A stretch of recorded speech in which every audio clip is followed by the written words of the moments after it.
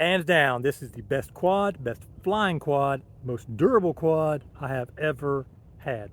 The Moxie is probably a close second on the durability. This one hasn't had the tried and true beating that the Moxie took, but it's coming. This thing is taking a beating and it keeps flying smooth. That's the thing that's amazing me so much. This thing just flies super smooth. An interesting fact. So I went yesterday, I spent a good bit of time fighting with this thing, thinking there was something wrong with my quad. So the other day I was flying, I crashed.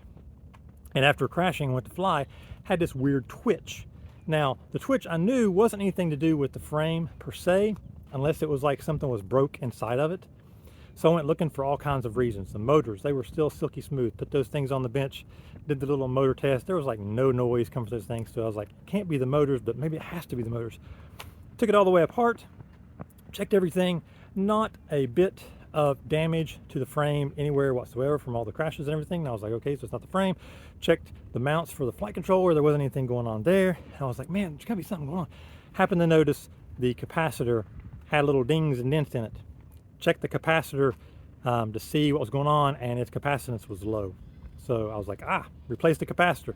So replaced the capacitor, twitch went away, and I was like, okay, now it's time for me to fix the tune on this thing because I've been having like prop wash. So I went down this awful rabbit hole trying to figure out prop wash issues and all that kind of stuff.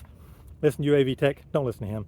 Anyways, nothing against him, but his advice from what I've seen and what I've experienced is terrible. But I was like, I'm gonna give him a shot. He's a smart dude, and some of the stuff that he says seems to make sense.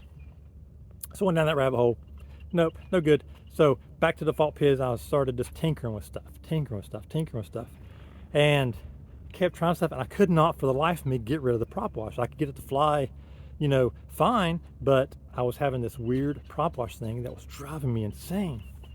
Turned out the filtering within KISS, so by default defaults to what they call high, which basically means just a little bit of filtering, and then you've got like medium high, medium low, low, very low. You got all these different settings and stuff. And so on a whim I was like, let me just put this thing down like the low, and went to take off, and it was like, and I was like, okay, it's definitely not that direction, and it was at high. So let me just, for the fun of it, I'm gonna put it on off. Put it on off. Silky smooth, not a bit of noise. Everything was just smooth. I was like, bam, that's a good frame. You can take the filtering off. That's a solid frame even after crashing. I love it. So flying here at an old familiar spot, but I haven't flown in forever, the school. Figured it'd be a good spot to test some durability because I figured I'd crash a bunch, and I did. The one downside that I'm having right now that I've got to work out, it's really not an issue with the frame, it's just an issue with how I've put it together, is making sure that my cable doesn't come loose. I've really got to extend this thing so I can put it up under the strap so it won't come loose, because I keep having the battery come loose. It's not moving, it's just the cable is coming loose. So I've got to fix that. Once I fix that, I don't think I'll have any issues with the thing.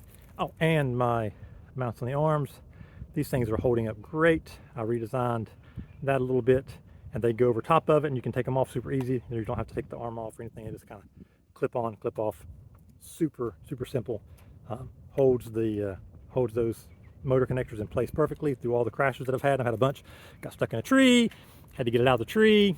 I think probably a lot of the footage may end up being from the goggles because of so many crashes with the battery getting knocked loose, the cable getting knocked loose. But anyways, I'm going to put some of that together here, maybe some of the other footage too. Fun session. It'll just be a little short little clip, but man, this is the bomb. Love it. So I need to make a video kind of going through everything and releasing all the files, put these things out here for you guys, and I'm going to figure out, after that I'll figure out what I'm going to do as far as being able to, like, if somebody doesn't have a way of cutting it or whatever and they want to be able to get a copy of it and get this frame for yourself to fly, to test, to see if what I'm saying is true or not true. You can do that. I've got to figure that out. So anyways, you guys have a great day. Hopefully you get out and fly a little bit. This was a fun session. Just got 5 packs in. It felt so good to come out to fly and have a quad that just kept going and going, crash after crash after crash. I think I had to swap 2 props. No, I swapped 1 prop. This one on the back here, because it shattered and vanished somewhere over in the bushes. I don't know exactly where it went to. And then I had one get bent on the front, just bent it back, and flying fine. A little bit of jitters from a bad prop there on my last pack, but every other pack's been silky smooth. And these props are holding up well, man. They're taking a lot of abuse, and the frame's taking abuse. I am loving this thing, man. I am absolutely loving it. Hope you guys can tell that I'm loving it. And I will see you guys in the next video, guys. Never stop flying, no matter what. See ya.